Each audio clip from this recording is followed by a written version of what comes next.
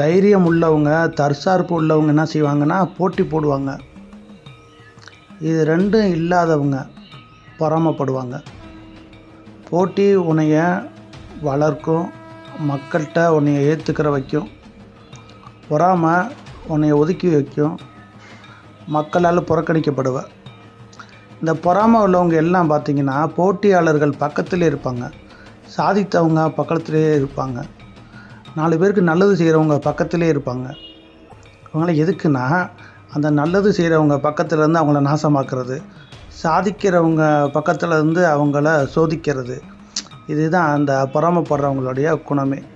பொறாமைப்படுறவங்க எல்லாருமே துரோகிலாம் மாறுவாங்க.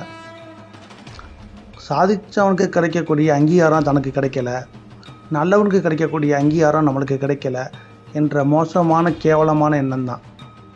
அவனுக்கு கிடைக்கிது அப்படின்னா அவன் அதுக்காண்டி தியாகம் பண்ணிச்சிருக்கான், தன்னை அர்ப்பணிச்சிருக்கான். அதெல்லாம் அவன் பார்க்க மாட்டான். எனக்கு கிடைக்காதது இவனுக்கு கிடைக்கிது, இவனுக்கு கிடைச்சது எனக்கு கிடைக்கல, அப்போனா இவனுக்கு அது கிடைக்க விடாமல் பண்ணணும். இந்த கேவலமான எண்ணம் தான் பொறாமை. இது பொறாமை பல்வேறு விதமானது. ஒரு திறமையானவங்களை பாருங்கள், வளர்த்து விட மாட்டாங்க.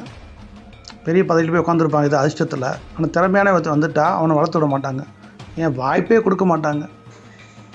சரியான நபர்களை சரியான வேலைக்கு ரெக்கமெண்ட் கூட பண்ண மாட்டாங்க. இதனால் அந்த நிறுவனமே வீணாக போயிடும். இந்த நிறுவனமே வீணாக போகிறதுக்கு காரணம் யார்? இந்த இயலாமை பொறாமைக்காரர்கள் தான்.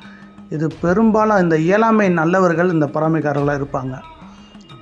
அவங்க பெரிய பெரிய பதவியில் உட்காந்துருப்பாங்க, சர்வீஸ் பண்ணுற மாதிரி தெரியும், நல்ல உள்ளம் படுத்துற மாதிரி வெளியே தெரியும். நிறைய பழகி பார்த்திங்கன்னா ரொம்ப கேவலமான பொறாமைப்படுத்தவங்களாக இருப்பாங்க. இதை நான் சொல்லித்தான் தெரியும் அவசியம் இல்லை. என்னுடைய அனுபவத்தில் பல ஆயிரம் மக்களை நான் பார்த்துருக்கேன். நீங்கள் சில பேர் தான் பார்த்துருப்பீங்க. நான் மக்கள் தொடர்பில் மக்களுக்கு ஒரு நல்ல ஆலோசகராக இருக்கிறதுனால இதை என்னால் இஞ்சி போய் இஞ்ச விளக்க முடியும்.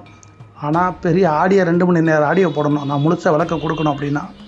அதனால் பொறாமை பன்முகத்தன்மை கொண்டது. அந்த பொறாமை உள்ளவங்க நெகட்டிவ் எனர்ஜியாக இருப்பாங்க. அவங்க கூட வந்தாலே உங்களுக்கு எங்கே போனாலும் தருத்திரமாக தான் மாறும். வெல்விசர் மாதிரி காட்டிக்கிடுவாங்க.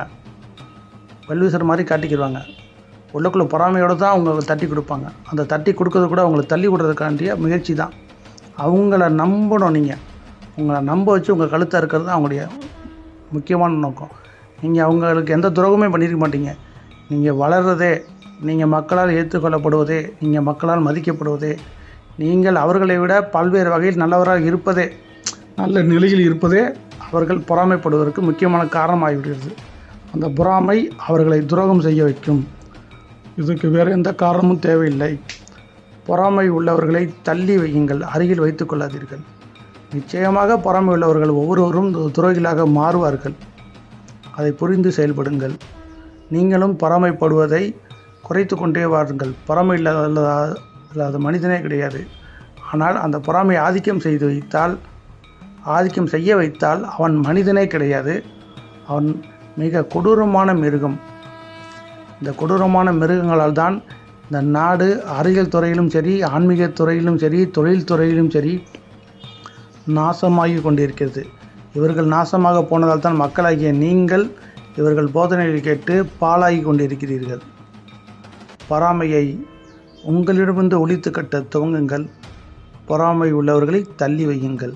இந்த பொசசிவ்னஸ் அப்படின்னு சொல்லுவாங்க. அந்த பொசசிவ்னஸ் வேறு, பொறாமை வேறு கிடையாது.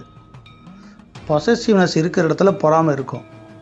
பொசசிவ்னஸ் உள்ளவங்க எந்த எல்லைக்கும் போவாங்க, அதே மாதிரி தான் பொறாமை உள்ளவங்களும் எந்த எல்லைக்கும் போவாங்க. அதனால் பொசசிவ்னஸ் பொறாமை சார்ந்தது என்பதை புரிந்து கொண்டு இந்த பெண்கள் இந்த பொசசிவ்னஸோட ஆதிக்கத்திலேருந்து விடுபட வழியை பாருங்கள். இந்த பொசசிவ்னஸ் தான் உங்களுடைய வாழ்க்கை துணையை தொந்தரப்படுத்துது. உங்கள் வாழ்க்கை துணை வேற ஒரு துணையை தேட வைக்குது. நீங்களும் உங்கள் வாழ்க்கை துணைக்கு துரோகம் செய்ய வழிவகுக்குது. நம்ம எதிர்பார்த்தபடி நம்ம விரும்பினவர் இருக்கணும் அப்படின்ற அடம் பிடிக்கிறது பொசசிவ்னஸ் மட்டும் கிடையாது. அது பொறாமையோட மறு வடிவம் தான். அதை புரிஞ்சு நடந்துக்கோங்க.